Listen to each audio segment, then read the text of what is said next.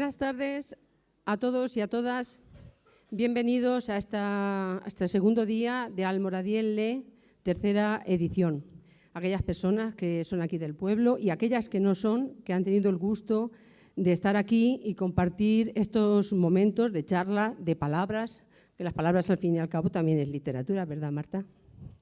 Tenemos el gran placer y el gran honor de tener hoy aquí a Carlos Zanón, que ya estuvo en la primera edición, y a Marta Sanz. Si me lo permitís, voy a deciros que también se retransmite por Facebook y bueno, aquí me han puesto una cifra y ayer hubo 1.500 reproducciones, o sea que bravo. Seguimos retransmitiendo esta segunda edición. Esperamos que los que nos estéis escuchando a través del Facebook disfrutéis tanto como espero que nosotros lo hagamos. No sé si os he dicho que estamos encantados de que estéis aquí, Carlos, Marta. Y bueno, pues os voy a presentar un poco, aunque muchos de vosotros ya lo conocéis, un poco el perfil de cada uno. Marta Sanz es doctora en filología, ejerce de crítica literaria en distintos medios e imparte clases en la Escuela de Escritores de Madrid. Publicó sus primeras novelas, Lenguas muertas y Los mejores tiempos, que se llevó el premio Ojo Crítico de Narrativa, antes de lograr su primer gran éxito en el 2006, al ser finalista del Nadal con Susana y los viejos. De ahí dio el salto a la editorial Anagrama, donde ha publicado desde entonces títulos como Bla, bla, bla, siendo ganadora del Herralde de novela en el 2015 con Farándula. Además ha escrito ensayo, no tan incendiario y poesía, Perra mentirosa y Vital. Creo que también has tenido algún premio con Vital, ¿no? Sí. Es colaboradora de varios medios de comunicación como El País o Público, además de escribir para revistas culturales como Mercurio, Ínsula o Quimera. Bueno, pues muchas de sus obras las tenemos en la biblioteca y, bueno, si alguien quiere ya sabéis que ahí están las librerías. Zanón, Carlos Zanón, que repite y que estamos además encantados, es conocido principalmente por sus novelas enmarcadas dentro del género negro, aunque también ha practicado la poesía y el ensayo crítico. Estudió Derecho, profesión que ha ejercido durante años, e inició su carrera literaria consiguiendo premios de poesía como Ciudad de Irún. Interesado por el mundo del cine, escribió varios guiones de cortometraje antes de probar suerte dentro de la música y dentro del grupo Alicia Golpea. Zanón también ha colaborado con revistas como Ajo Blanco o el diario Aui y como crítico literario. Ha publicado varios libros de ensayo sobre la historia de la música y letrista para Loquillo y Trogloditas. Víctor 64, Pájaro, Chamizo, El sobrino del diablo, Alicia Golpea y Calle Francia.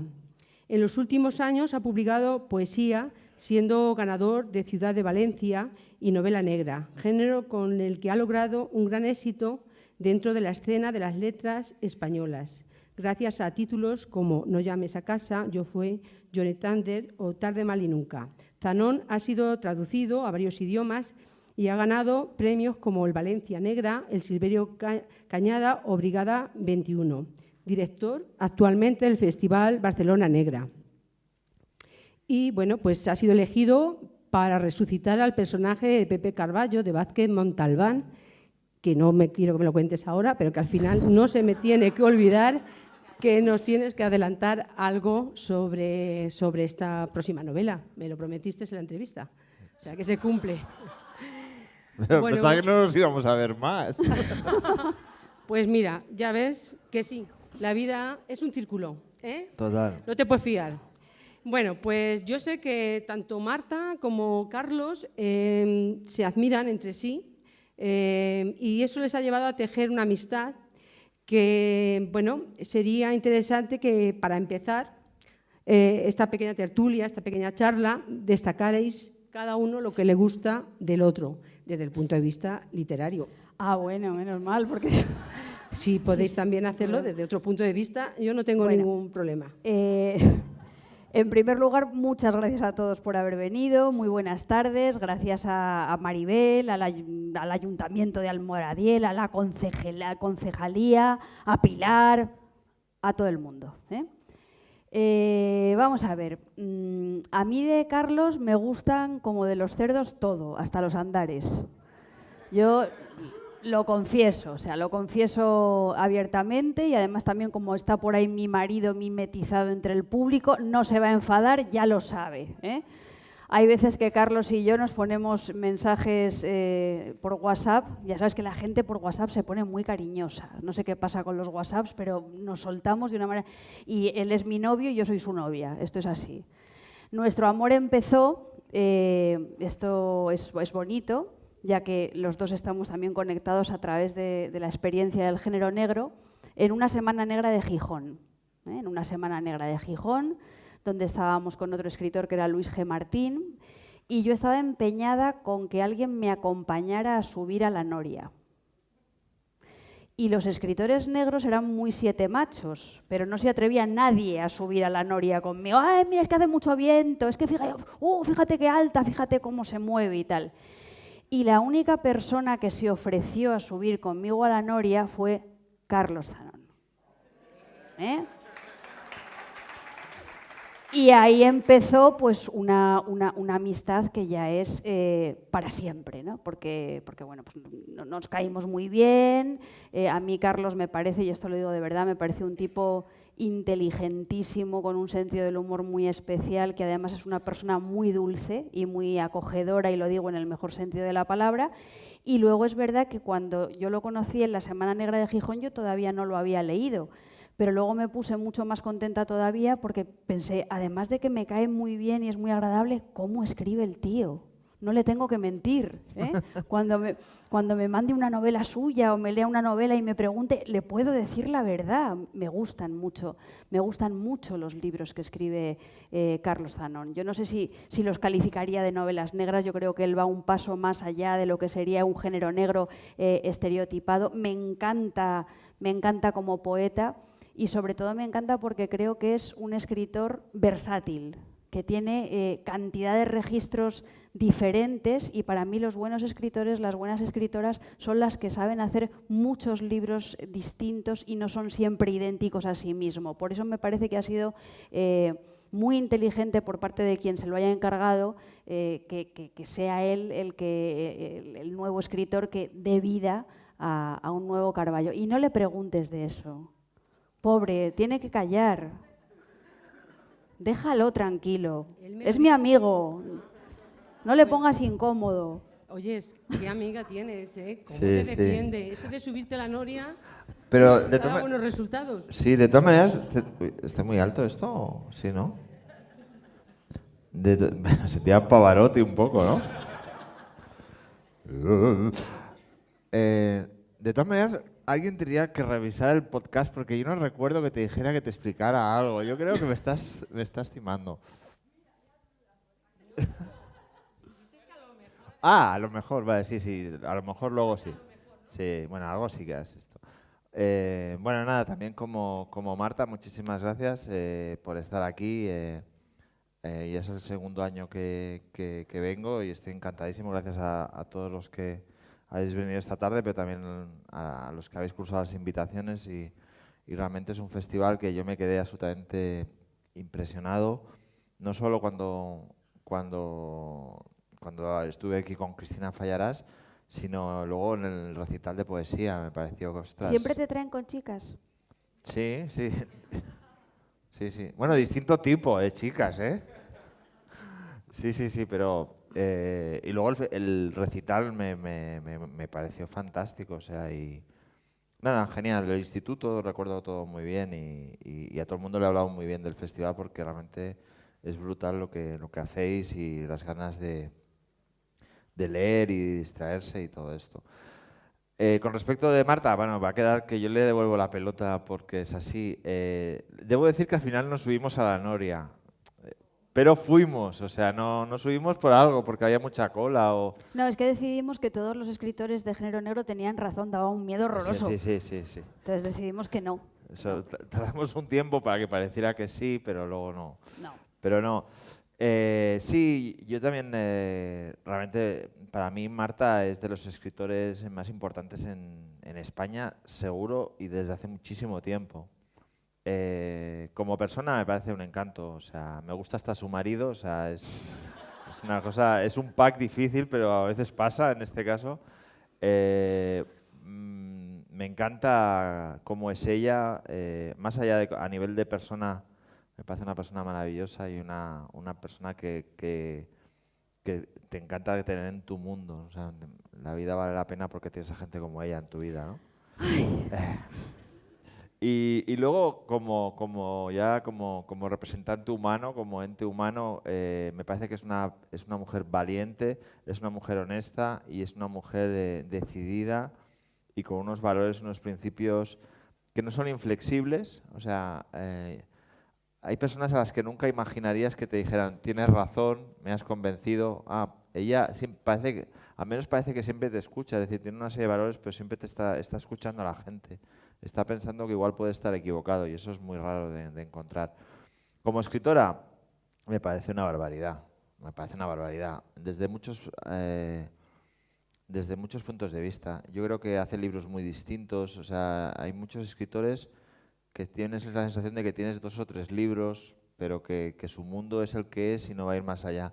Con Marta no puedes ver eso. O sea, con Marta piensas que hay muchos libros ahí y que porque es muy inquieta, es muy valiente, es muy arriesgada. Es decir, en sus libros siempre ella hace algo muy difícil, lo va haciendo y dices, mira, era muy difícil y lo hace muy bien, qué tranquilos estamos. Entonces ella siempre encuentra otro camino más complicado hacia dónde llevar la novela. Es decir, las novelas de Marta no son solo un proyecto de fondo, sino que la forma tiene mucha importancia sin darte lecciones de nada, sino su propia curiosidad de probar cosas. Me parece fascinante, me parece que es muy camaleónica, eso me gusta mucho. ¿Qué novela te gusta más de ella? Yo creo que tiene una novela que es Daniela Astor, que es una absoluta barbaridad. Es de las mejores novelas sobre la transición de las que yo he leído, sobre esa época del destape y todo eso, y sobre ese mundo. Yo creo que Daniela Astor es una novela absolutamente impecable. O sea, no puedes decir nada que no esto. Luego Clavícula a mí me parece también otra barbaridad, pero otra barbaridad en el sentido de, sí, todo el mundo va 2 pasitos delante del resto, yo voy 3 pasitos delante de los que van primeros. Me parece de una honestidad, de un valor y de un gestionar. Pero Daniela Astor para mí es la favorita. Y Black, que es la primera novela que yo leí de ella, tiene un personaje que es Zarco, que es absolutamente también que te mueres por haber escrito un personaje como ese. Pero bueno, mi favorita es Daniela Astor, y además siempre se lo estoy diciendo, pero es que me parece un novelazo. Y bueno, pues lo mismo para ti. ¿Cuál es tu novela favorita de Carlos? A mí todas las novelas de Carlos me gustan y te diría que la que más me va a gustar va a ser la siguiente, porque creo que es un escritor que tiene una trayectoria ascendente y que va aprendiendo muchas cosas de sí mismo y de la propia escritura y que con cada novela asume un reto nuevo, ¿no? Entonces a mí me gustó mucho la primera que leí, que fue, yo para los títulos soy fatal, la del bar. Tarde, mal y nunca. Esa, me encantó Tarde, mal y nunca. Luego me gustó muchísimo No llames a casa, me parece una novela maravillosa. Me encantó Johnny Sanders y me sorprendió muchísimo con Taxi. Con Taxi, con ese personaje de Sandino y sobre todo con esa manera que tiene en esta novela de construir también un espacio como es Barcelona, a través de un personaje que es al mismo tiempo. Yo siempre digo que Carlos tiene algo del último romántico, ¿no? y eso se le nota mucho en personajes como Sandino, ¿no? Entonces, a mí, Carlos, con lo que te decía al principio, como, Es amor. no puede ser. pero es amor racional, o sea, es amor razonable. No es que me ciegue la pasión para decir de Carlos lo que digo, es un amor construido a base de admiración literaria. Y a base de decir, ojo, este escritor que viene a hacer las cosas.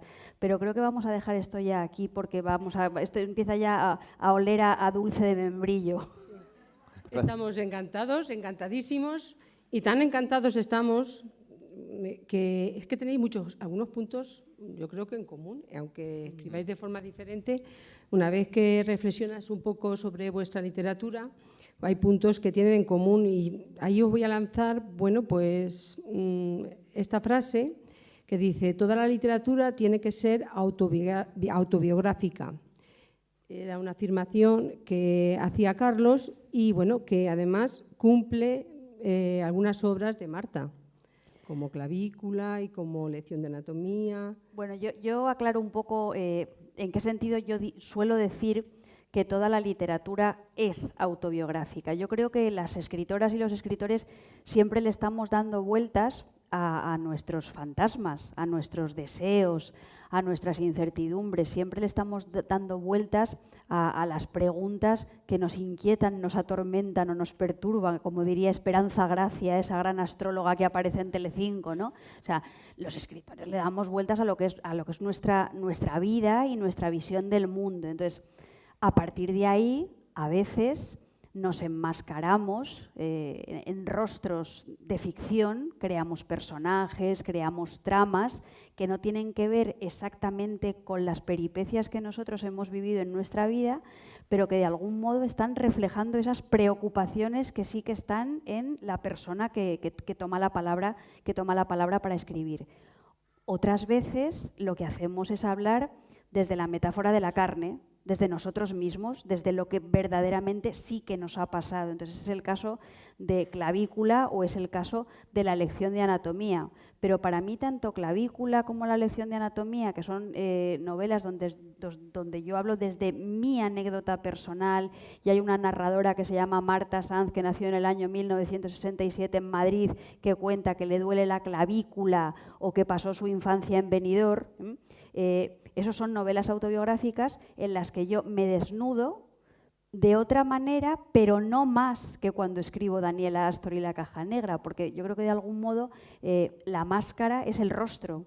Tú en tus ficciones también te estás revelando como eres. Tú en tus ficciones estás mostrando muchísimas cosas de ti misma. A mí me gusta mucho utilizar siempre una metáfora que es que en tus ficciones a ti se te ve la patita por debajo de la puerta, ¿no? Aunque no quieras, sí que quieres normalmente que esto ocurra, ¿no? Lo que pasa es que te abres en canal muchas veces, quiero decir, a veces llegas a... Es que eres tú, claro, Clavícula, eres tú, como Lección de Anatomía. Cuesta a veces pensar que un autor se desnuda de esa manera. Pero porque yo creo que tenemos prejuicios que nos tendríamos que quitar un poco de encima. Yo creo que hay escritores que se abren más en canal cuando se ponen la máscara, cuando hablan desde la ficción, y que paradójicamente son más pudorosos cuando hablan desde su propia voz. O sea, yo quizá estoy desvelando cosas de mí misma más íntimas y personales en una novela como Daniela Astor y la caja negra, que cuando escribo Clavícula y hablo del dolor, ¿no? Entonces, yo creo que el lenguaje siempre es un filtro, el lenguaje siempre es algo que de alguna manera está deformando eso que llamamos la realidad. Entonces, pensar que una novela es más desgarradora o está más en carne viva o es más modelo Rocío Jurado porque sea supuestamente autobiográfica que otra novela que no lo sea, me parece un prejuicio que podemos revisar. Carlos, toda la literatura tiene que ser autobiográfica. Ese axioma, cómo lo enfocas tú en tus novelas? Bueno, yo creo que la literatura es un intento de explicar, o sea, de conectar, de comunicarte con desconocidos, pero también es un ejercicio de saber quién eres tú. O sea, si haces literatura, si redactas es una cosa, si tú redactas un libro es otra cosa, pero si haces literatura tienes que excavar hacia adentro, o sea, tienes que tener un interés para saber cosas de ti y de por qué ves las cosas así o por qué te pasan o solucionar las cosas. Es decir, yo creo que escribiendo eres mucho más sabio que viviendo, ¿no? En ese sentido. Pero, por ejemplo, y estoy de acuerdo con todo lo que ha dicho Marta, pero, por ejemplo, para un dato muy autobiográfico, es decir, yo no me meto en una historia de 3 años si no me interesa algo de manera personal. Pero, por ejemplo, en todas mis novelas el protagonista era huérfano de madre. Entonces mi madre me dijo, bueno, ¿qué pasa, no? O sea, vienes aquí a comer todos los domingos y luego no me sacas las novelas. Entonces, en esta en taxi puse a una madre un poco por mi madre, claro. Pero entonces pensé, ¿por qué no pongo a mi madre? Entonces, no, ¿por qué todos son huérfanos de madre y tienen padres un poco desastrosos? Porque yo cuando tengo que describir un personaje que está a la deriva, que no sabe, que está completamente perdido, que no sabe qué hacer, yo me imagino que eso debe ser no tener a tu madre. Es decir, no tener un sitio en una casa, en un número de teléfono que siempre ha sido el mismo, al cual tú puedes llamar o puedes ir y ahí está tu madre. Y estás allí, al cuarto de hora ya te quieres ir, de acuerdo, pero está allí, ¿no? Entonces, eso, que yo no saque a que mis personajes protagonistas hasta Taxi no tengan madre, es súper autobiográfico, porque para mí es como yo identifico el estar completamente perdido a la deriva, pero realmente la anécdota no es autobiográfica. Yo creo que la anécdota no te tienes que quedar con que si lo que está explicando eso pasó de verdad o si el protagonista de Sandino, el autor, tiene tantas novias en Barcelona como el protagonista. Lo que tienes que quedarte es que al autor le importa saber si uno vuelve a casa porque es su casa o porque tiene miedo de estar solo o porque no tiene nada más o porque está perdido o por 1000 cosas. Es decir, ¿por qué nos conformamos con lo que tenemos? ¿Porque lo queremos o porque somos cobardes? Eso es lo que a mí me importaba y no sé de mí en general. No es esto. Entonces yo creo que esa es la diferencia y estoy de acuerdo también con lo que dice Marta. Luego hay temas en los que uno es muy valiente y otros que no. Es decir, en las proezas sexuales uno es muy valiente al explicarlas, pero por ejemplo que la enfermedad, el dolor, la cobardía, ser miserable, ser cobarde, ser envidioso, ser celoso, cosa que somos todos, ya no nos gusta tanto en los libros que salga. Ahora, decir que te acostaste con Ava Gardner, ser Mario Cabré, a todos nos gusta. Pero ser un cutre que te peleas con tu hermano por la herencia, eso no te gusta sacarlo en la novela, ¿no? Entonces, somos un poco exhibicionistas en lo que nos interesa. Por eso el libro de Marta es tan valiente, tan importante, porque realmente ella explica cosas épicas y cosas que no son épicas, no tiene filtro, se muestra como es el personaje de Marta, que no es Marta y es Marta a la vez. Es decir, cuando tú, por ejemplo, a todos nos ha pasado, cuando a veces recordamos una cosa de la infancia, viene tu hermano y te dice, no, esto no te pasó a ti. O tú no estabas. ¿Cómo que no estaba? Si la tele daba en verano azul y la abuela vino con un guiso. Sí, pero tú no estabas. Te lo hemos explicado tantas veces que tú te crees que lo has vivido. La literatura es eso, recuerdos inventados, fantasías, sueños, traumas y cosas que se te han ocurrido. Todo eso es un libro y aunque tú quieras ser autobiográfico, estás inventando. Yo puedo meter la cuchara en el guiso de la abuela. En el guiso de la abuela de Carlos. Yo afortunadamente no tengo hermanos que me puedan contradecir, que es una cosa que agradezco mucho. Pero sí que es verdad que cuando yo escribí mi primera novela autobiográfica, explícitamente autobiográfica, que era La lección de anatomía, ese músculo que es la memoria te lleva por un derrotero que te hace a veces dudar que hay una verdad inventada, hay una verdad que parte de los relatos ajenos y que tú haces tuya, tú te la apropias. Y entonces yo me quedé bastante tranquila cuando mi amiga Elvira, que es la persona con la que yo viví todas mis correrías de adolescencia, los primeros novios, los primeros besos, los primeros porros, los primeros, yo qué sé, calimochos, yo qué sé, la vida, o sea, tuve las primeras curiosidades satisfechas de la vida y tal, pues ella me leyó la novela. Elvira siempre había tardado en leer mis novelas 3, 4, 5 meses sin ningún problema. O sea, yo le decía, Elvira, ¿cómo va la novela? Estoy en ello.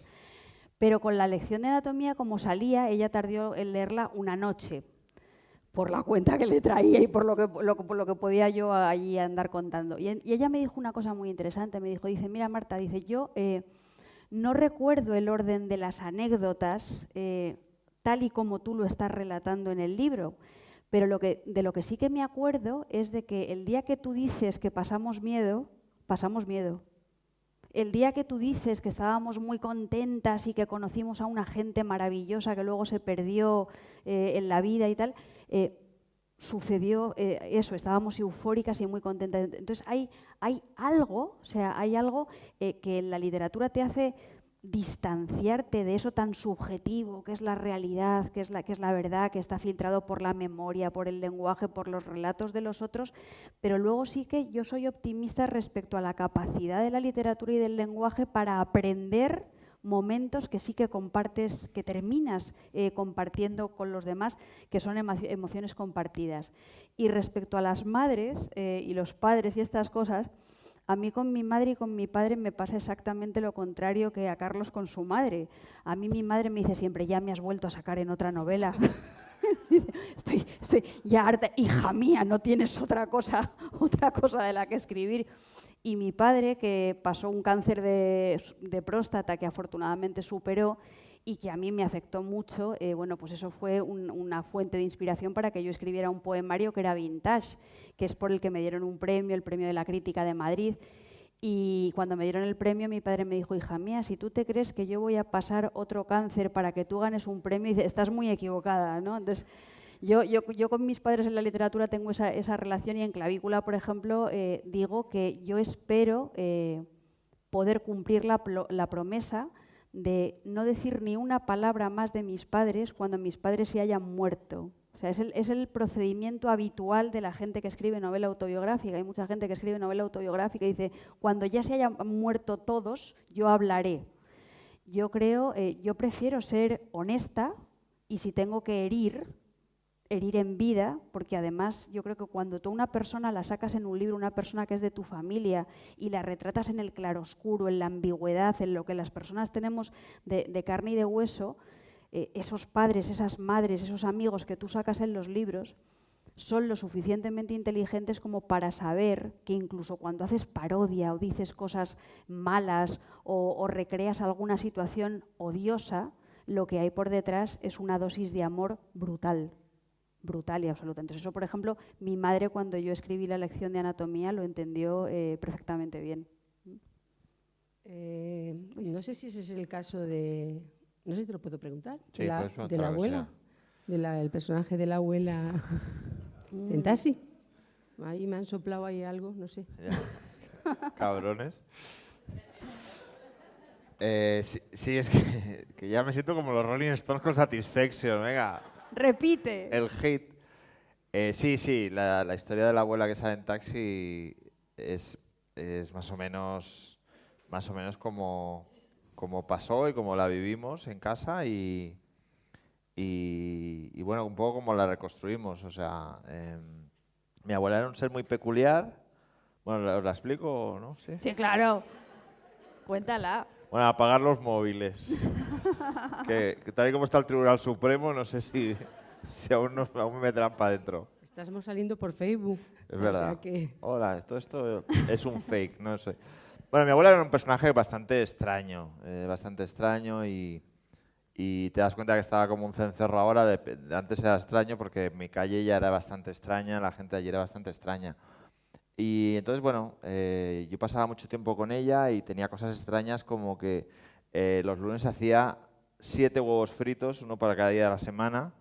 Entonces, bueno, los ponían en la despensera, entonces el del lunes bien, el del martes bien, pero vamos, estoy vivo de milagro.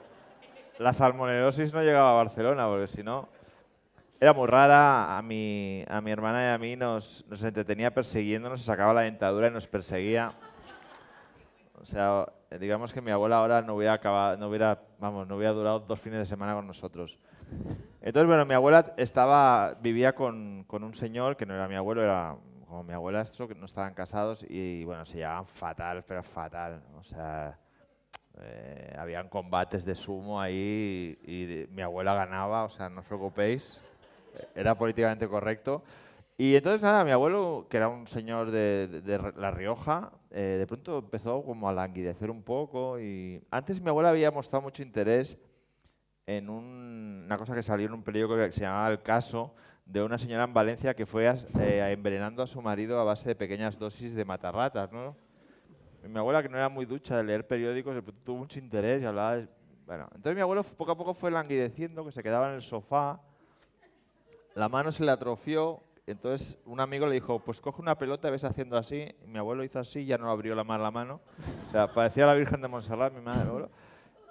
Y entonces nosotros le decíamos, vamos a llevar al abuelo al médico. Y mi abuela decía, no, hombre, cosas de viejo, nada, que es un quejica y tal igual. Bueno, mi abuelo fue languideciendo y un día pues lo ingresamos y fuimos mi abuela, mi padre y yo.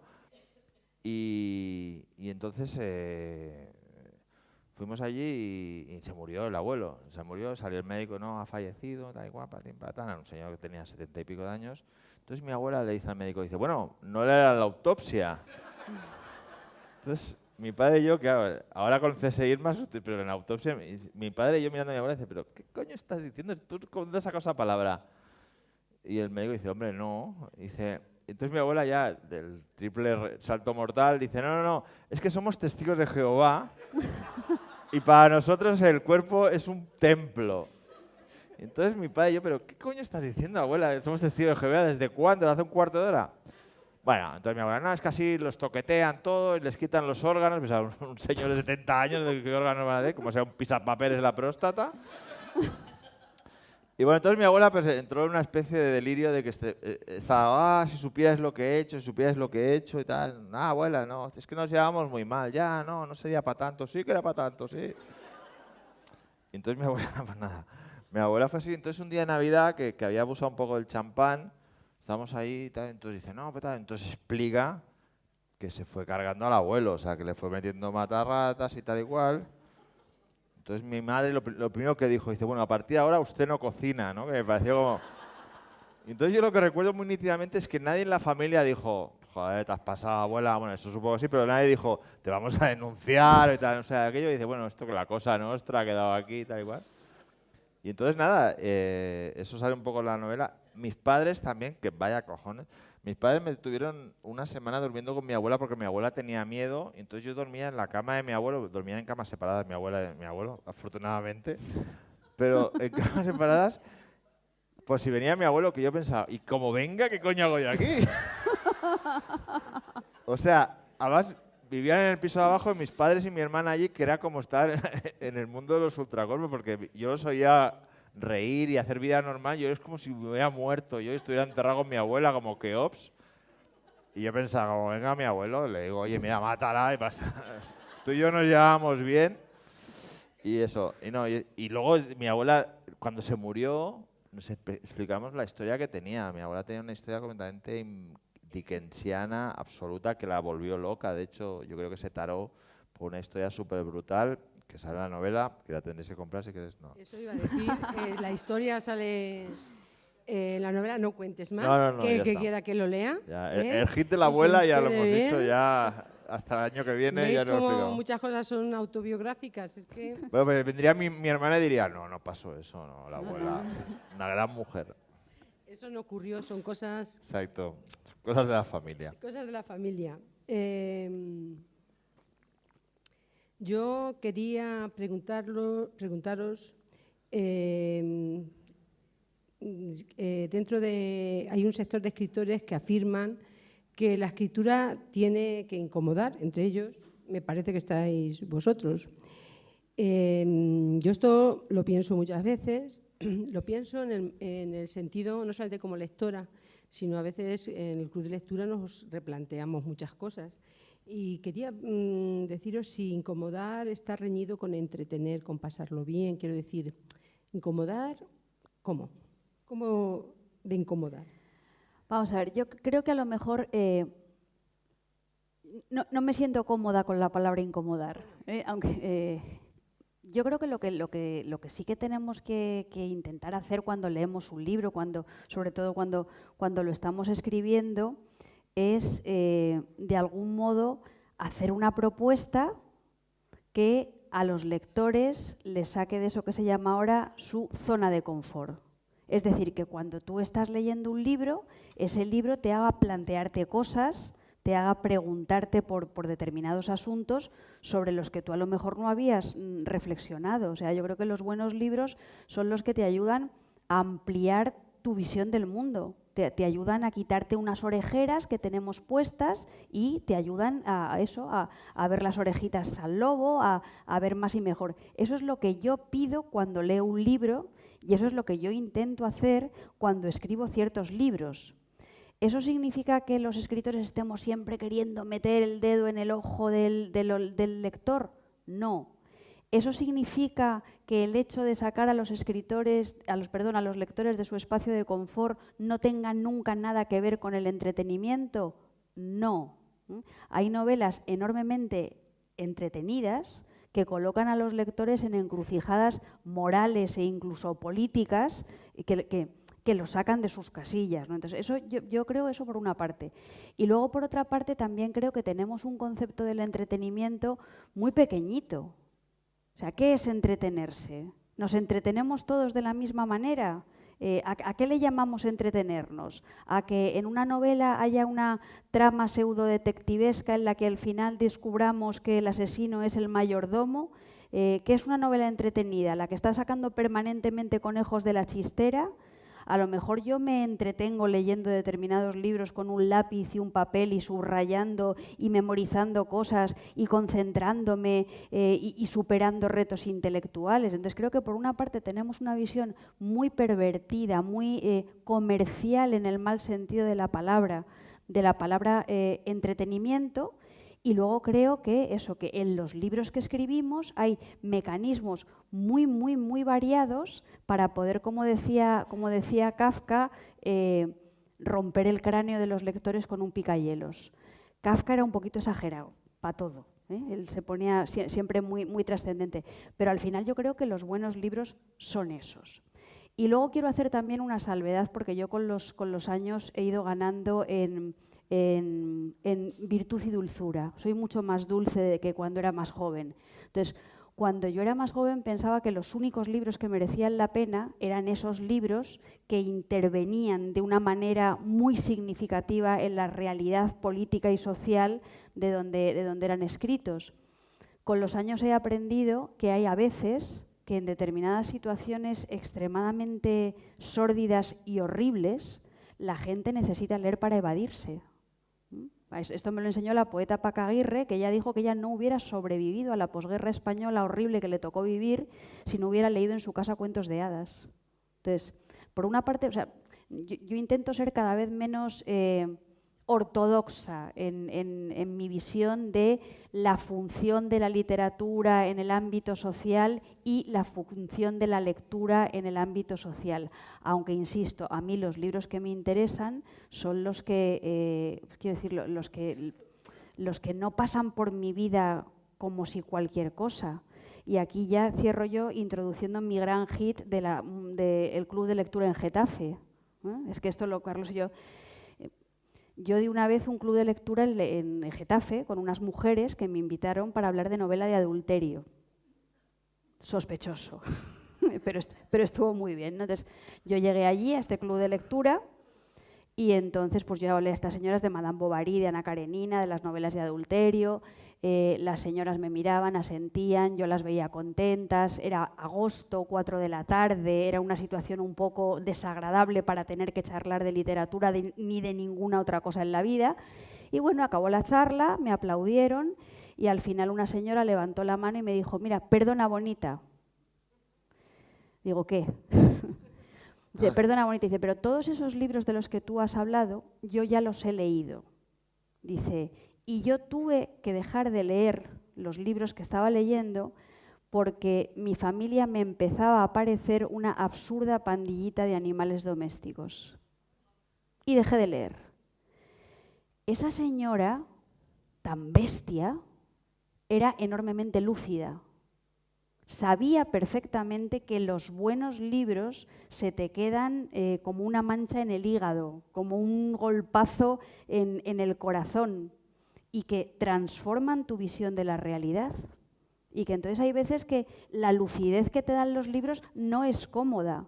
Y entonces ella, cuando acabó la charla, me dijo, mira, yo al fin y al cabo yo tengo que sobrevivir en mi casa con mi marido, jugar al mus los fines de semana y no puedo soportar que mis hijos me parezcan unos oligofrénicos.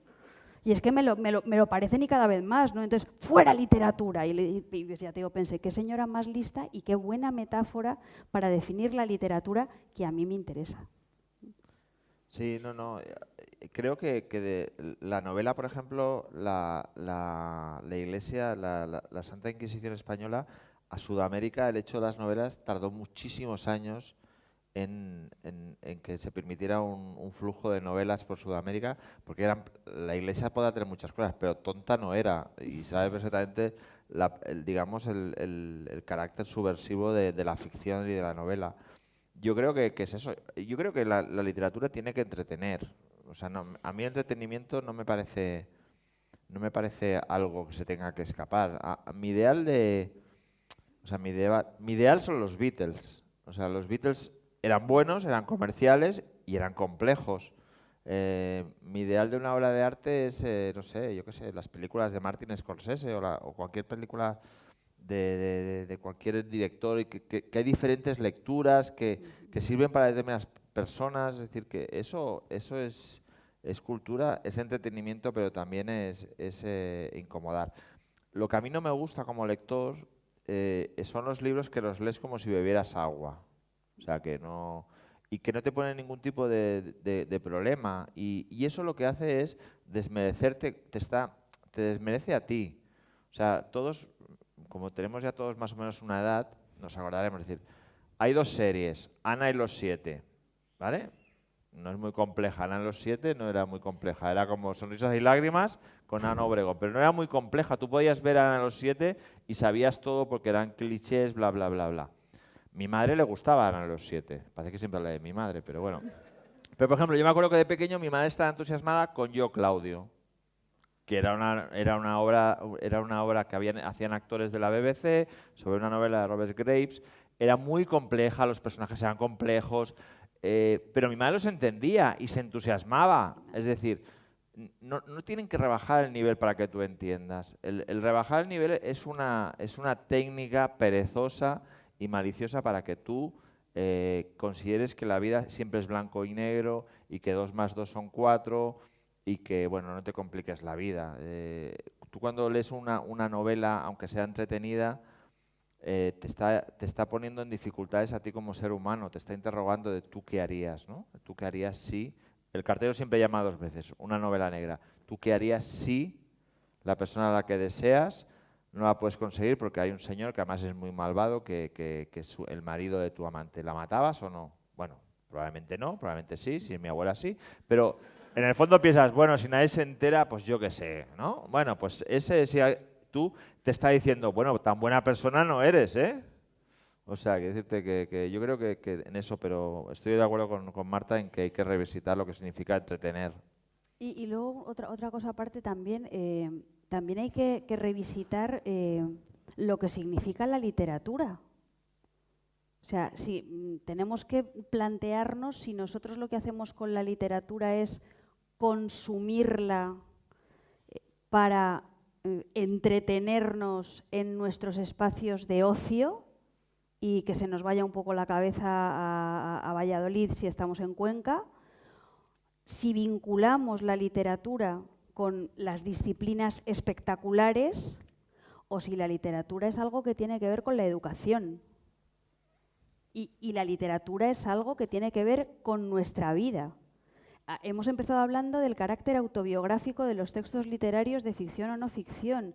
Hay quien dice que las ficciones literarias son verdad, y son verdad en la medida en la que tú las metabolizas y forman parte de ti. Entonces, si tú tienes esa visión de la literatura que es significativa, que es trascendente, que no es como ver un partido de fútbol, con perdón, entonces probablemente tu aproximación hacia los textos y las preguntas que tú te plantees a la hora de leer los textos van a ser muy diferentes. Y se puede llegar a dar incluso la paradoja de que de un mal libro aprendas muchísimas cosas.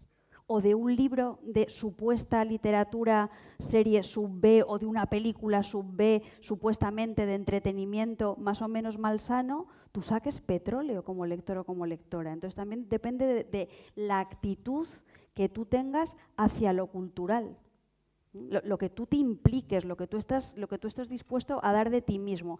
A mí lo que me molesta mucho es esa visión que nos convierte a los escritores y a las escritoras en bufones de la corte.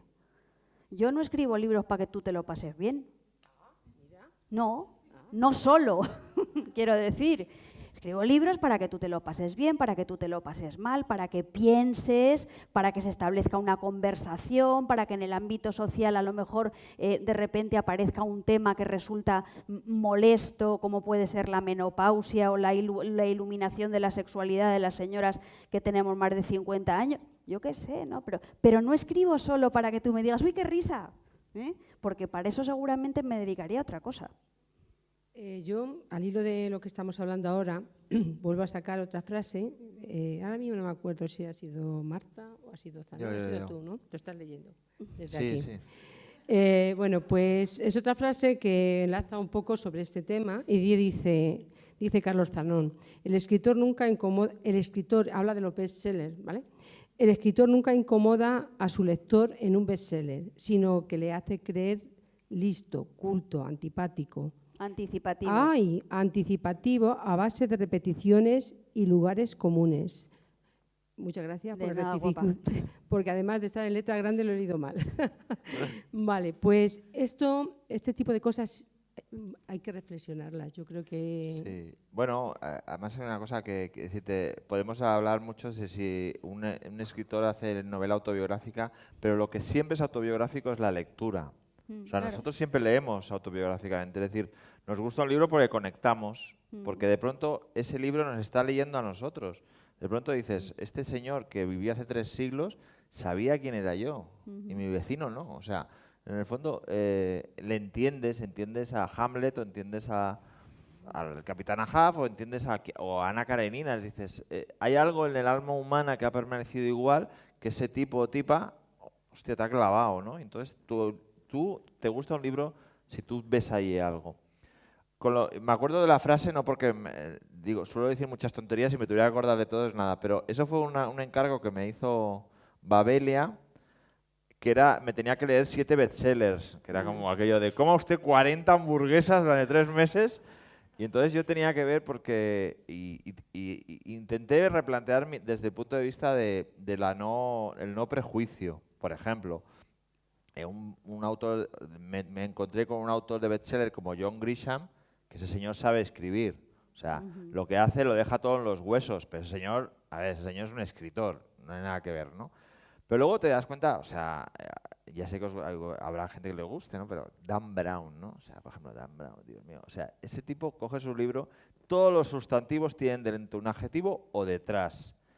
Entonces hay uno, adelante, adjetivo, sustantivo, sustantivo, adjetivo. O sea, cosas terribles o cosas muy aburridas. Pero también investigas un poco lo que es el bestseller y el bestseller nace como es una iniciativa empresarial del mercado anglosajón para dar libros a gente a la que no le gusta leer. O sea, el objetivo del bestseller es facilitar un libro a la gente que no le gusta la literatura.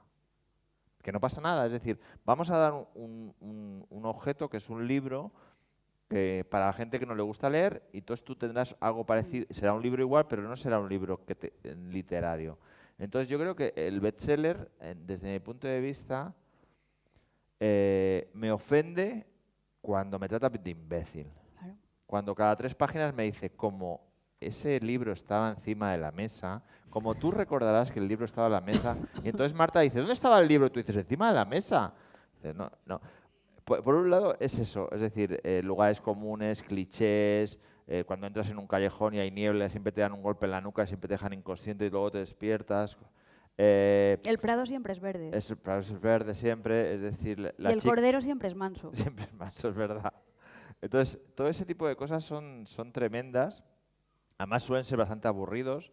Y sobre todo que a mí lo que me molesta es cuando, por ejemplo, sacan un libro de un autor de bestseller y en vez de decir soy un autor de bestseller y hago lo que me gusta y soy fantástico, lo comparan con Humberto Eco, con Faulkner, con, yo qué sé, con Rita, la de los barcos. O sea, es decir, por favor, o sea, a ver, usted es un señor o una señora que vende muchos libros de bestseller y me parece fantástico. A mí Harry Potter me gusta, es decir... A mí me No, encantó Harry Potter. No, El nombre de la rosa, un bestseller, que es genial. O sea, John Grisham, es decir, hay mucha gente que hace libros. Y luego el bestseller generalmente, otra de las cosas que yo veo es que, por ejemplo, a mí Carlos Ruiz Zafón, por ejemplo, me parece un buen escritor de novela juvenil, por ejemplo.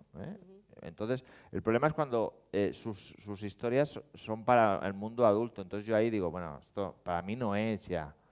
Entonces, a veces es cuando se intenta romper las fronteras de lo que representa el libro, ¿no? Entonces, me parece que el lector se merece un respeto, o se merece saber qué libro está comprando, claro. Y yo vuelvo otra vez a la idea esa de que a lo mejor nos tenemos que replantear qué es para cada uno de nosotros la literatura, porque hay veces que pensamos que la literatura consiste básicamente en contar historias. Y es verdad que hay un tipo de literatura que consiste básicamente en contar historias, pero hay otro tipo de literatura que no cuenta historias. Hay un tipo de literatura que lo que está proponiendo a los lectores es que se fijen un poco en que el estilo de un texto literario es lo que el texto literario cuenta. La manera de contar, el hecho de que yo en un libro ponga muchísimos adjetivos, o el hecho de que yo en clavícula utilice un cuento, un poema, un trozo cómico, un trozo dramático, que sea un texto desestructurado. Ese tipo de decisiones formales son lo que este libro está contando. Está contando que el cuerpo, cuando se experimenta un dolor, se rompe. Y como el cuerpo, cuando se experimenta un dolor, se rompe, el estilo está roto. El estilo está roto. Entonces, los lectores literarios, los lectores que no solamente esperan que les cuenten una historia más o menos familiar, más o menos explicativa, se fijan en ese tipo de cosas. Se fijan en ese tipo de cosas y yo creo que se dan cuenta de que muchas veces en la literatura lo más importante es lo que no se dice explícitamente, mientras que el bestseller adictivo es explicativo, es redundante. Yo creo que a veces falta el respeto a los lectores porque los trata como si fueran bobos, eso explicar lo mismo 414 veces. Entonces, son maneras diferentes de concebir lo literario, todas más o menos legítimas, pero con las que tú como escritor o como lector te puedes sentir más o menos identificado. O sea, El problema es cuando el mercado te obliga por narices a bestsellerizarte. El problema es cuando el mercado clienteliza a todos los lectores, convierte a todos los lectores en clientes y a ti te obliga a escribir bestsellers. Pero os obliga, al hilo de esto... En sentido figurado. Ya. Al hilo de esto, os pregunto, ayer, moderando Carlos Fasas, les hacía la pregunta y salió el tema de la autocensura. Decía Andreu Martín que él, bueno, dice, ya no hay censura, dice, pero tenemos como una autocensura. ¿Esto se va a vender? ¿Esto no se va a vender? ¿Os pasa a vosotros eso? ¿Tenéis autocensura? Porque determinadas cosas que podáis poner en vuestros libros, ¿hay algún problema a la hora de editarlos, de venderlos? Yo creo que tú no, Marta, ¿verdad? Pero hable Carlos. Habla, Carlos. Yo no. Así, yo no me autocensuro nada. Probablemente porque para mí la literatura es el territorio más puro de mi vida. Yo nunca miento en literatura. O sea, puedo ficcionar, pero lo que pongo soy yo. O sea, pero eso pasa en un libro, pasa cuando hago una crítica o pasa cuando hago un reportaje, lo que sea. Para mí es muy importante. No puedo, lo que decía Maradona, ¿no? La pelota no se mancha y yo no puedo, yo no me autocensuro. No. Además es que no lo concibo de otra manera. Es decir, si te autocensuras, no lo escribas. Y sobre todo si la autocensura es para ver qué puede ser rentable o no, ya me parece increíble, porque nadie sabe lo que puede ser rentable. La parte divertida de la literatura es que todas las editoriales siempre intentan coger un producto para venderlo y siempre creen que pueden venderlo y nunca lo saben, nunca saben cómo va a reaccionar el público. Es decir, y tengo un amigo que es escritor, que hace lector de novelas, y cuando salió de 50 sombras de Grey, él me dijo, había muchas novelas parecidas a ella. ¿Por qué 50 sombras de Grey, que no es un gran libro en general ni literario, pero bueno, pone así animoso? ¿Por qué 50 sombras de Grey de pronto es una bomba y tal? Ninguno lo sabe. Hay algo, una serie de cosas así, pero autocensurarte por miedo al que dirán o miedo a enfadar a ISIS y tal, puedo entenderlo, pero autocensurarte en previsión de que vas a vender más, me parece que es bueno, muy optimista entender eso, vamos. Yo comparto completamente con Carlos eso de que para mí la literatura sigue siendo un espacio en el que yo me puedo expresar libremente. Y entonces yo en ninguno de los libros que he escrito he practicado la autocensura. Yo he escrito los libros que yo quería escribir, que yo necesitaba escribir en cada momento, yo qué sé. Y luego dentro de eso hay libros más impúdicos o menos impúdicos. En Clavícula yo puedo hablar del estreñimiento femenino y de las cagaleras masculinas, por una razón. O sea, quiero decir, esto no es vicio. Hablo de eso porque me parece que, a diferencia de lo que creen algunos escritores y algunas escritoras, la literatura no solamente es el espacio para hablar de lo épico, de lo grande, de las guerras y yo qué sé.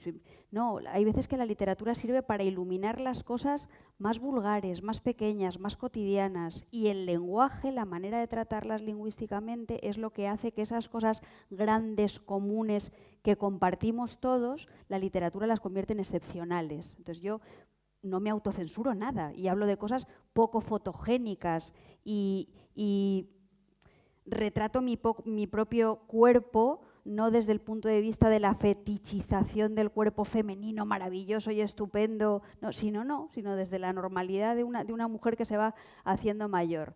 Pero fijaos hasta qué punto para mí la literatura es un espacio de libertad y de pureza y tal, que yo en el año 2004 estuve a punto de dejar de escribir porque publiqué una novela, escribí una novela que se llamaba Amor Fu, que me compraron varias editoriales, es decir, me pagaron anticipos por esta novela y no me la publicaban.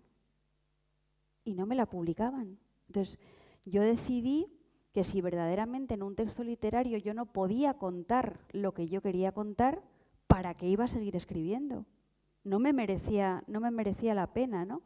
Luego entendí, yo en su momento yo no entendí por qué no publicaban esa novela, luego más tarde lo he entendido, y es que esa novela en el año 2004 estaba hablando de cosas que están sucediendo en el año 2018. Era una novela que hablaba de banderas, era una novela que hablaba de el miedo al pobre, era una novela que hablaba de gentrificación, era una novela que hablaba de la posibilidad de que en las comisarías se produjeran episodios de tortura. Aquello en aquel momento era intolerable. Te consideraban que eras como una especie de saboteadora. Ahora son las cosas de las que habla todo el mundo. Entonces, fíjate hasta qué punto yo jamás en mi vida me he autocensurado, pero sin embargo sí que hay ciertos mecanismos editoriales que hacen que consideren que un libro es más adecuado o menos adecuado en un momento u en otro. Y lo que en el 2004 era intolerable, ahora no lo es. Entonces, en fin. Interesante, ¿verdad? La verdad es que ya se va acercando la hora y tengo aquí un montón de preguntas. Yo que creía que me iba a quedar corta y mira por dónde. Te has quedado larga. Ahora contestaremos sí o no a todo. ¿Va? Venga, va. Bueno, la verdad es que más o menos yo quería preguntaros porque ambos sois articulistas de prensa y me interesaba saber, cuando uno es articulista, bueno, yo soy muy ignorante, a lo mejor ustedes que están ahí saben más que yo, pero bueno, yo me lo he planteado así, no me importa tampoco decirlo. ¿Tú escribes lo que quieres o escribes por encargo o más o menos te dan las pautas? ¿Cómo lo hacéis vosotros cuando escribís en prensa? Carlos Primer. Hay que ser breve, sí. No, Bueno, depende de lo que te... A ver, yo generalmente escribo o críticas de libros, tengo una columna en La Vanguardia y luego me encargan reportajes. Cuando se encargo de reportajes es que tú tienes que ir a un sitio y un poco lo que se llama artículo de ambiente. Entonces allí sí que a veces vas a sitios que nunca hubieras ido tú y que de cierta manera te dicen, pero nunca te dicen que tienes que escribir. Otra cosa es que tú, que haya gente que crea que escribiendo de una determinada manera o determinadas cosas vas a conseguir que los que te manden les caigas mejor. Eso ya es cosa de cada cual. En lo de las columnas, bueno, son columnas de opinión, entonces tú más o menos, yo escribo de lo que me apetece. A veces piensas, hostia, esto no va a interesar a nadie o me van a decir algo. Nunca te dicen nada, ni para bien ni para mal. En realidad nunca sabes si les ha gustado o no, porque tienes la sospecha de que nadie se lee nada. A veces haces columnas que dices, esto no va a interesar a nadie, le interesa mucho, y luego hay columnas que dices, este tema es súper trascendental y no importa a nadie, o sea, es eso.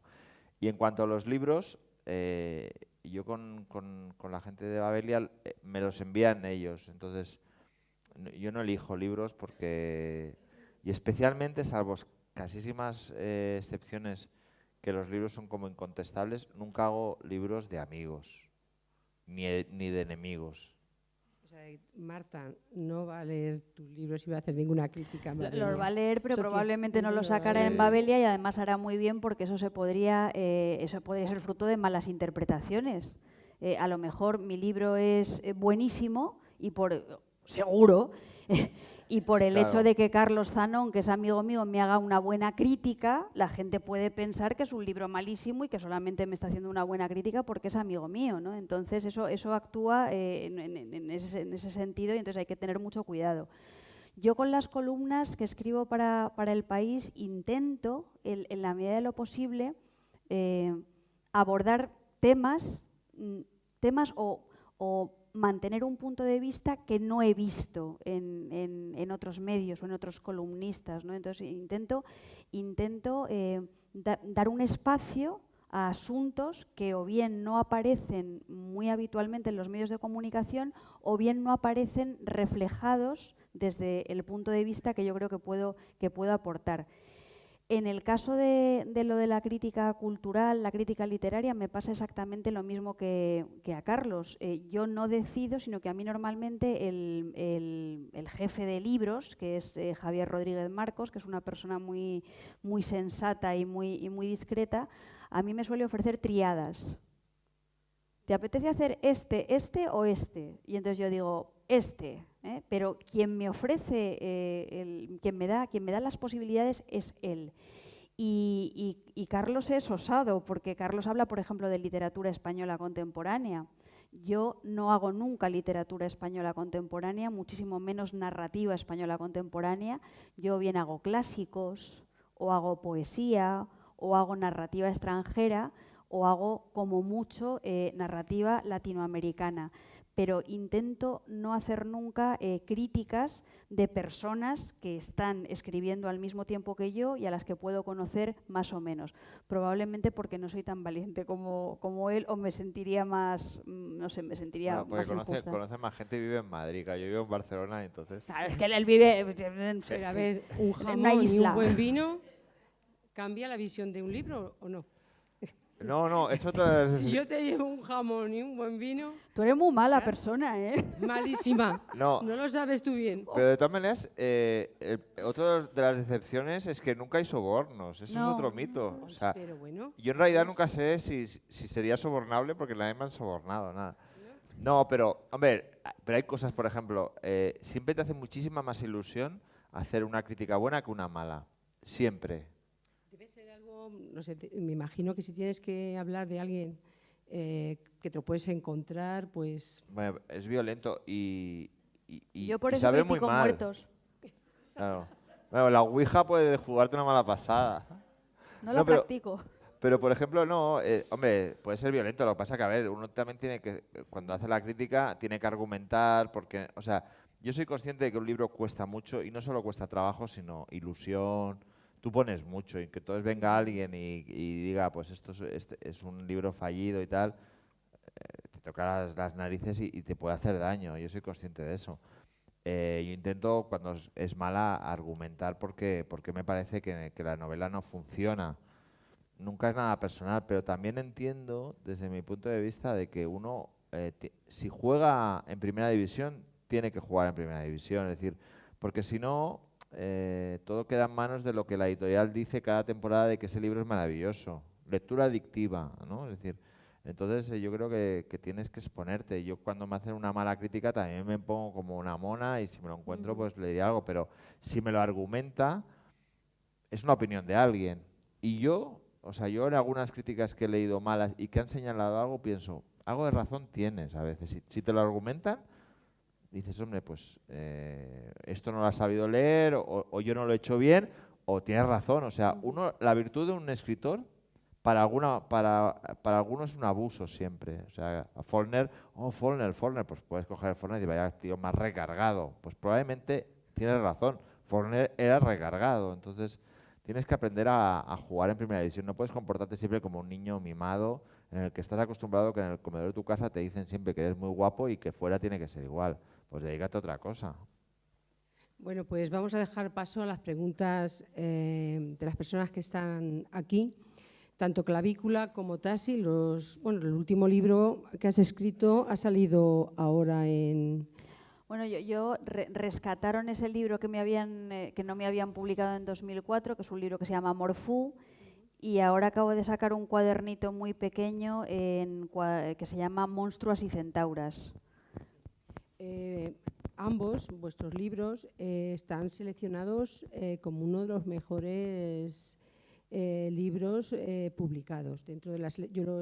Cuando voy a comprar me suelo mirar las críticas y demás, aparte de lo que pueda ir un poco, y Clavícula, sobre todo Clavícula la tenía, no sabía que si ibas a venir, Marta, pero yo Clavícula de los que tenía, porque sí que lo había leído como uno de los libros que había que tener en nuestra biblioteca. Hablando con el autor, la verdad es que uno es como si de repente completaras la lectura. Ha sido un placer. ¿Tú quieres el jamón y el vino? Yo quiero jamón. Yo quiero el jamón, el vino. O las dos cosas. Hombre, si son las dos cosas. La butifarra. Más barata. Os voy a pasar el micrófono. Ha sido un placer, como veis. Muchas gracias, Pilar.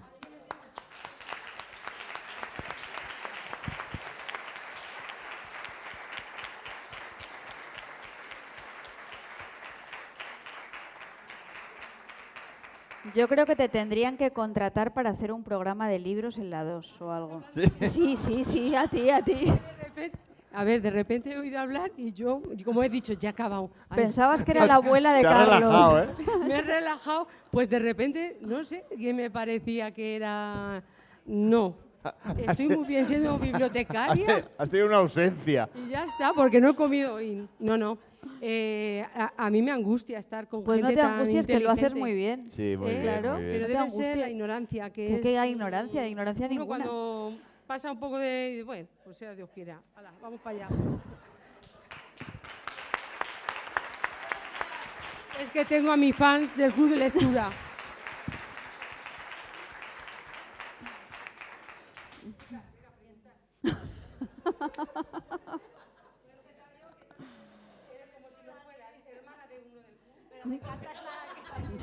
Hermana de libro. Me encanta estar aquí, sí, hermana de libros y amiga desde toda la vida. ¿Sí? ¿Se me oye mejor? Sí, muy Sí. bien. Vale, gracias. Soy Nieves y me gustaría preguntaros, igual os parece una tontería, ¿qué pensáis sobre el caso Fariña, por ejemplo? Empieza tú. ¿Qué pasa con eso? Ahora hemos hablado de censura, bueno, habéis hablado de censura, y esto, bueno, no sé. Empieza tú, que eres el mayor. Bueno, yo no he leído el libro, pero en fin, puedo hablar. Digo, anda, yo hablo un montón de veces sobre libros que no. Este libro es fatal, ¿lo has leído? No, pero ya lo sé. Tengo un vecino que tiene un primo que no le gustó. Bueno, me parece... o sea, el tema de cuando se secuestró y tal, me pareció bueno, una estupidez que solo hizo que el libro vendiese más, es decir... Y bueno, no sé, me parece que los motivos por los cuales se esgrimió el personaje que salía allí y tal, me parece que yo creo que en realidad si las cosas, o sea, si tú dejas que un libro camine solo, llega a donde llega. O sea, prohibir, reprimir, recortar, lo único que hace es probablemente sobredimensionar lo que estás haciendo, ¿no? Es decir, en el fondo, ¿qué es más importante? La repercusión que un libro puede tener en una persona o lo que esa persona ha estado haciendo, ¿no? Pues me parece que es una tontería, pero creo que fue una buena noticia para su editor. Y nada, me parece genial. Además, me parece que es un tipo bastante, el autor, Nacho Carretero, creo que es un tipo bastante sensato y bastante talentoso. O sea, que seguro que el libro está bien. Yo suscribo todo lo que ha dicho Carlos, por supuesto, y luego yo creo que, joder, que estamos en un momento en esta sociedad y en este país en el que tenemos que ver con mucho miedo cualquier tipo de censura, cualquier tipo de mordaza, cualquier tipo de tachadura de cualquier texto literario que pretenda denunciar cualquier cosa, ¿no? Yo estoy muy en contra de las leyes mordazas y también estoy muy en contra de que los textos, en este caso literarios, tengan que ser siempre edificantes o sean siempre o tengamos que leerlos siempre de una manera literal. O sea, yo creo que la corrección política está absolutamente reñida con el riesgo literario y en general lo dicho. O sea, a mí que se retire del mercado cualquier producto por el motivo más o menos espurio que sea, me parece un motivo para que la ciudadanía piense.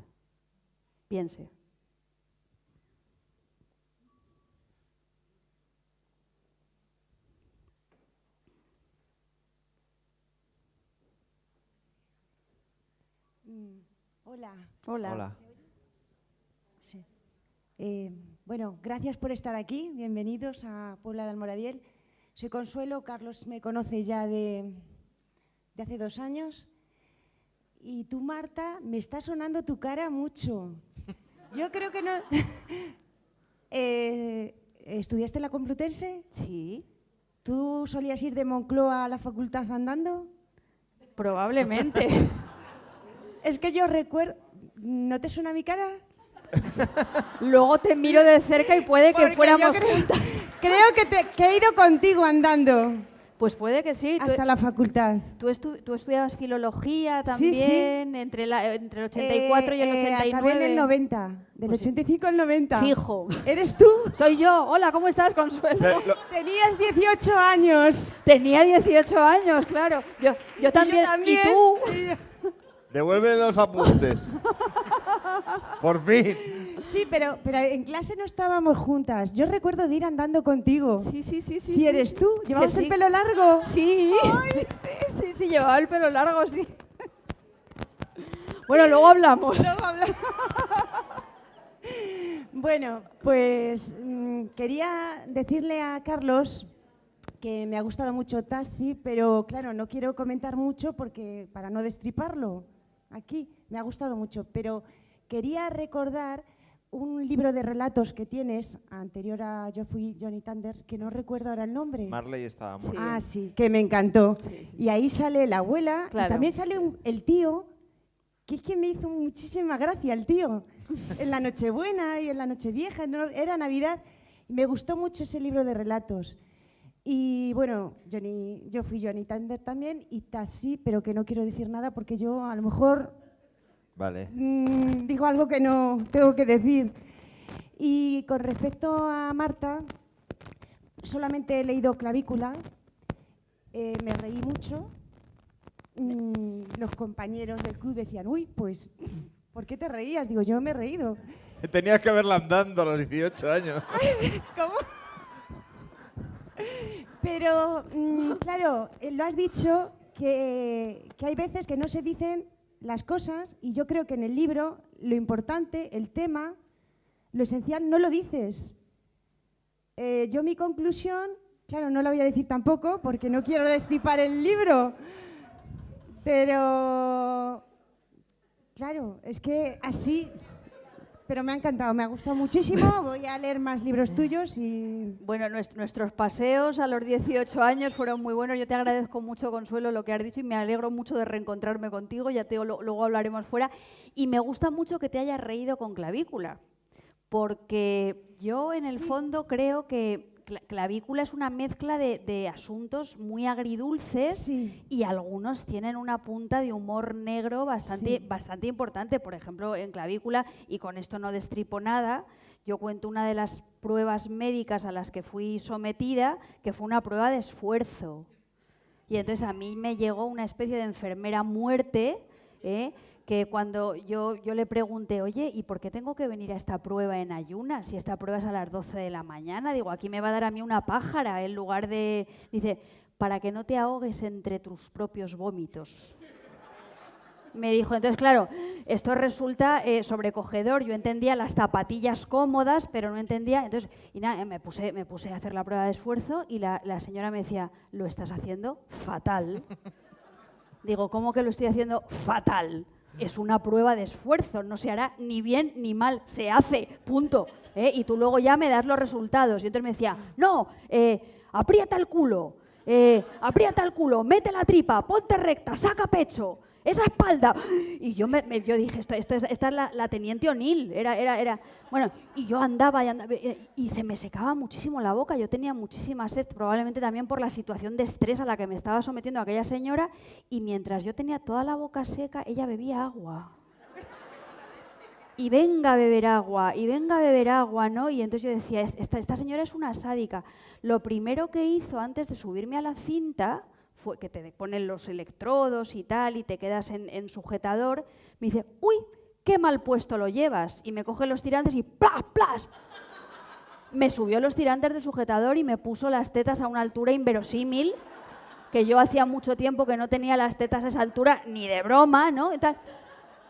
Luego me explicaron que era un protocolo médico, o sea, que era necesario que tú para hacer la prueba de esfuerzo llevaras muy bien agarrado el pecho y subido, pero a mí ella no me dijo nada, ¿no? Entonces, hay episodios en Clavícula que se cuentan con ese sentido del humor negro, que también tienen que ver con la hipersensibilidad de una mujer que lo está pasando mal, que tiene miedo y que, quiero decir, que los dedos se le hacen huéspedes, que cualquier cosita pequeña te parece que es el fin del mundo. Pero es verdad que hay mucho elemento voluntariamente cómico y me alegro mucho de que lo hayas visto. Consuelo, se nota nuestra empatía.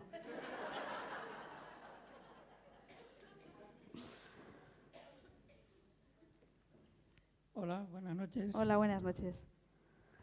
Marta, Carlos, puesto que ambos escribís poesía, os voy a hacer una pregunta muy fácil, que es para vosotros la poesía, cómo surge y qué creéis que aporta al lector, cómo interviene en su manera de pensar y de sentir. Ahora me toca a mí. Que es la joven. Es una pregunta muy difícil, o sea, las preguntas fáciles son las preguntas más difíciles. Yo no me atrevería a hacer una definición en general de la poesía. Sí que te puedo decir que para mí la poesía es el cauce de expresión más privilegiado para hablar de lo que no sé.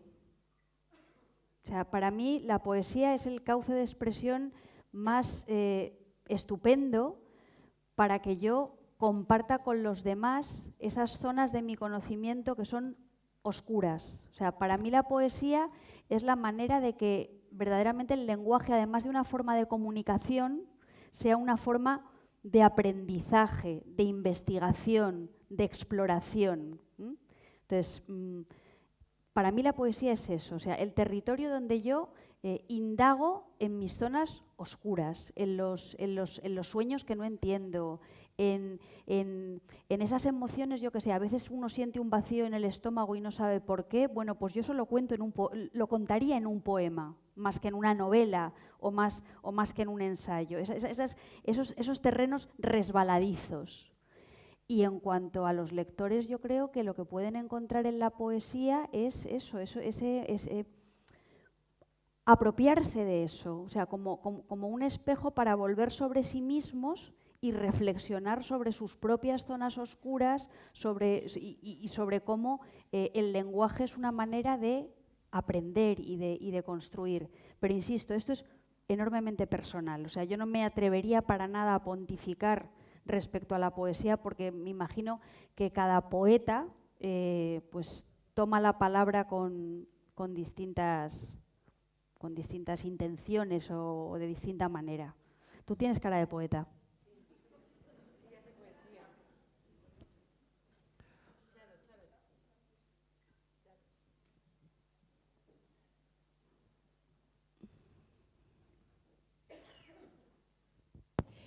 Marta, quiero contestar un poco. Bueno, Consuelo y yo pertenecemos estamos en el mismo horario de club de lectura.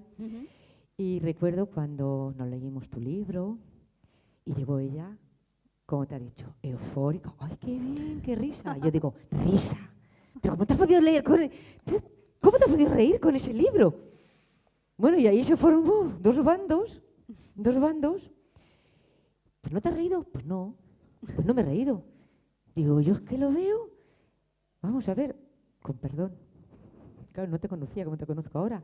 Digo, es que me parece que es un poco pija describiendo esos síntomas. Y sí, que es verdad cuando decías, es que como 4 como yo hacemos polvo a la seguridad social. No voy a decir ya nada más del libro porque quiero que lo lean, que lo compren, que lo lean. Pero tuvimos un enfrentamiento las dos con tu libro. ¿Estáis bien ahora? Sí, estamos muy bien. Oyes, pero a la hora de comentar un libro siempre hay... Claro, pero a mí eso, por opiniones. ejemplo, que me estás diciendo, me parece estupendo. O sea, quiero decir, yo creo que los libros es estupendo que susciten polémica en un lugar donde la gente lee en comunidad. Y la mayoría somos mujeres, al menos Claro, en mi grupo, claro. la mayoría somos mujeres. En casi todos los clubes de Y lectura ya del tenemos mundo. una edad, pues que hemos pasado también esos síntomas. Yo digo, pero yo en la vida he ido al médico a decir me duele aquí ni me duele allí. Vamos, es que no se me pasó por la cabeza durante mi climaterio ir al médico a decirle qué es lo que me pasaba. ¡Ay, su climaterio! Sí, yo tuve mi climaterio como tiene, Han sido unos años, pero jamás se me ha pasado por la cabeza. Se me pasó ir al médico a decir dónde me dolía o si tenía sofocos, no sé. De todas maneras, bueno, por una parte lo que te comentaba antes, me parece magnífico que los libros susciten enfrentamientos incluso violentos entre las lectoras o los lectores. Pero hay una cosa que me gustaría aclarar respecto a este libro. Este libro no es solamente el retrato de una mujer que está atravesando su periodo de climaterio o su menopausia. No es solo eso. Este libro, por eso yo os decía que muchas veces en los libros es mucho más importante eso que no es explícito y que el libro sugiere. Este libro está hablando del miedo. Bueno. Y este libro está hablando del miedo de una mujer que a los 50 años suma muchos miedos diferentes que le hacen experimentar un dolor. Es una mujer que tiene miedo porque va envejeciendo. Es una mujer que tiene miedo porque su marido es un parado de larga duración. Sí. Es una mujer que tiene miedo porque trabaja 16 horas al día en un oficio que está muy precarizado. Entonces, un poco lo que yo quería compartir con las lectoras y los lectores de Clavícula es que hay veces que los dolores físicos son inseparables de la ansiedad psíquica y de las condiciones laborales.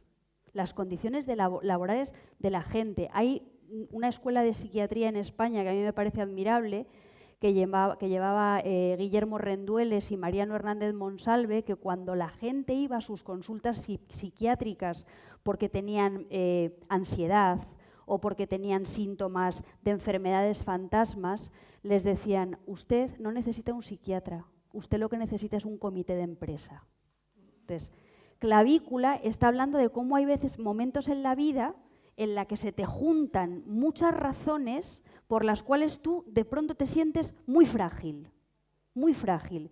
a cada uno le puede pasar en un periodo diferente de la vida. A mí me pasó cuando me pasó y entonces transmito esa experiencia. Pero insisto, no solo centrándome en lo físico, sino viendo cómo lo físico, lo social y lo psicológico son espacios que para mí son inseparables.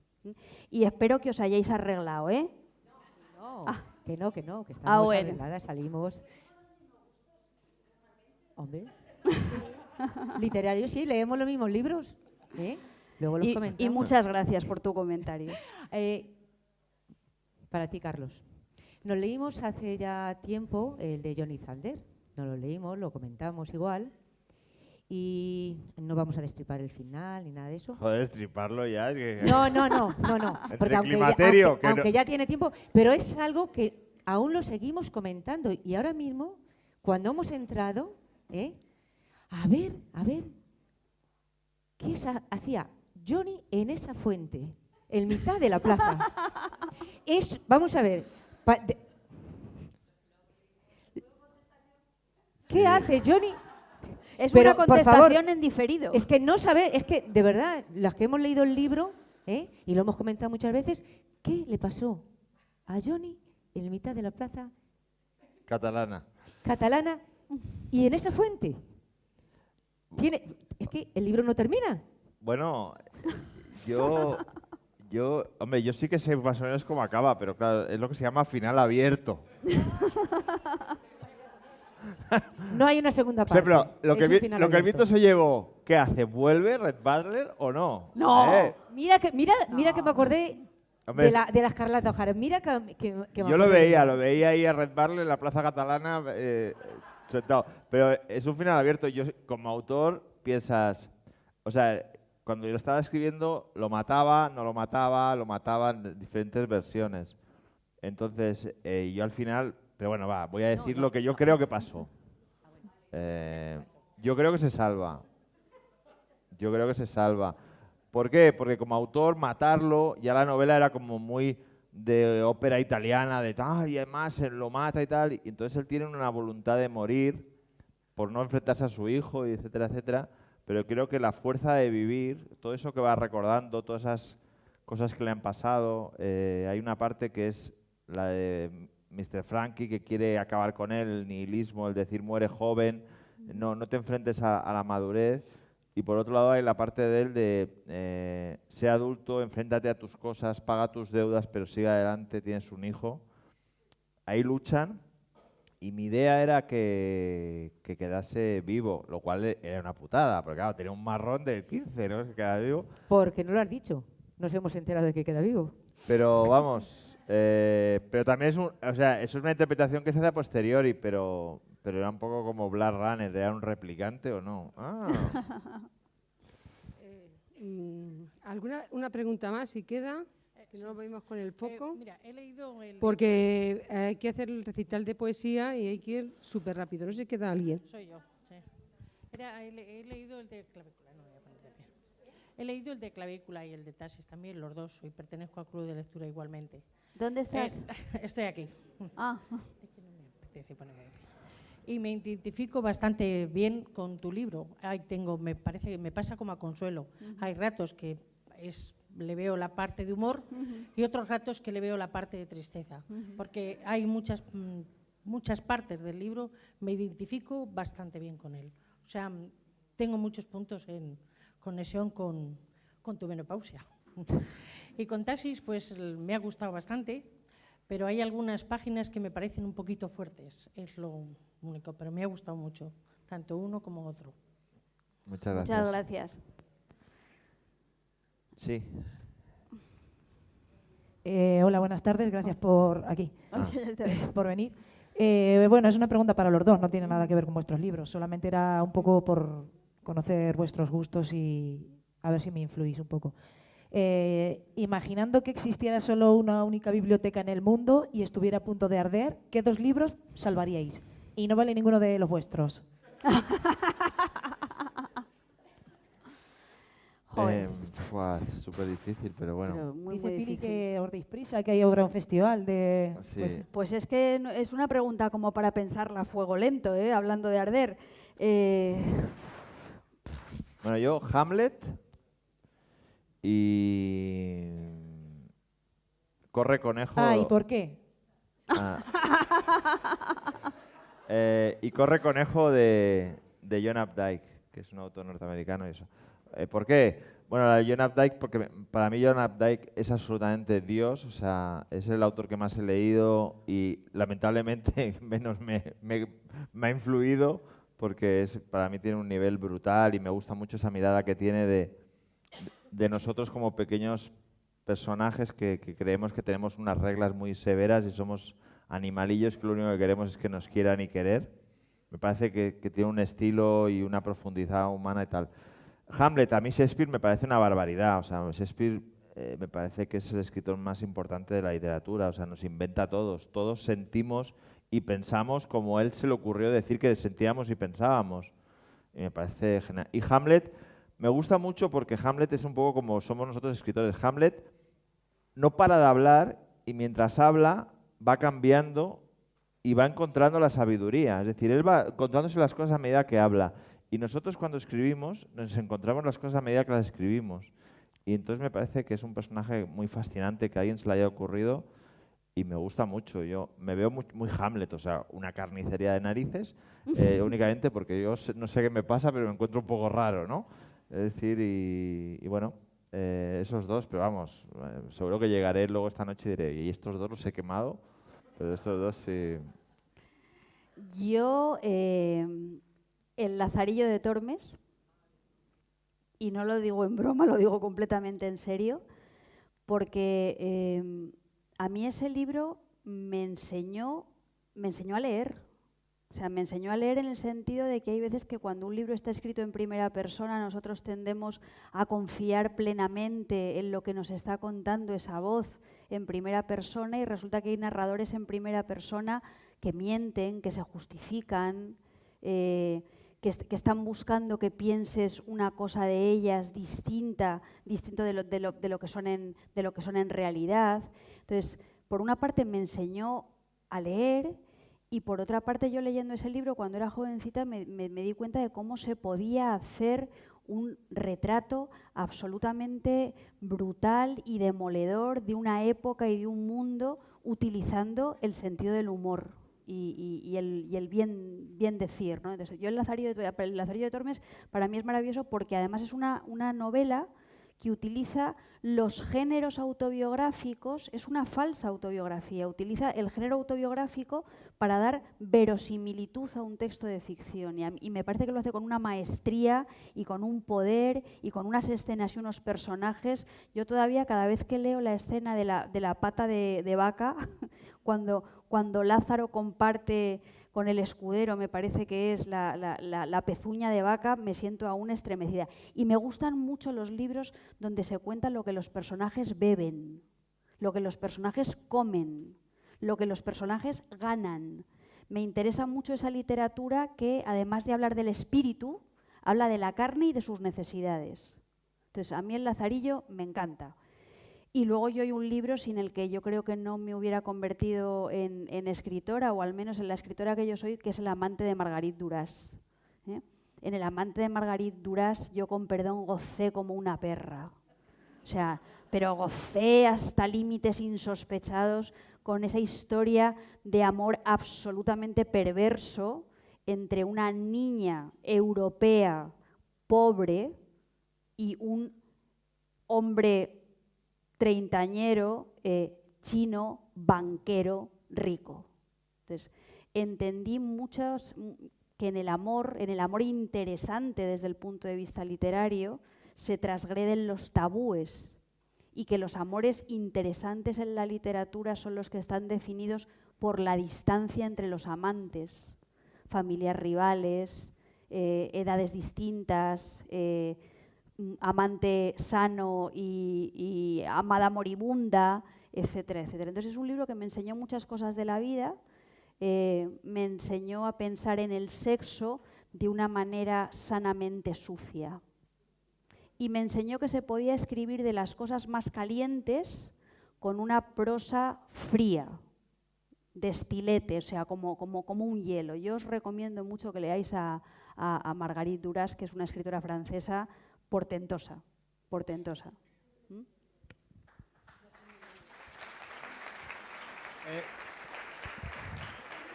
Hola. Hola, buenas noches. Me llamo Costan, soy del Club de Lectura de Puebla y no soy mujer. Eres una rareza, pero está muy bien. No te creas.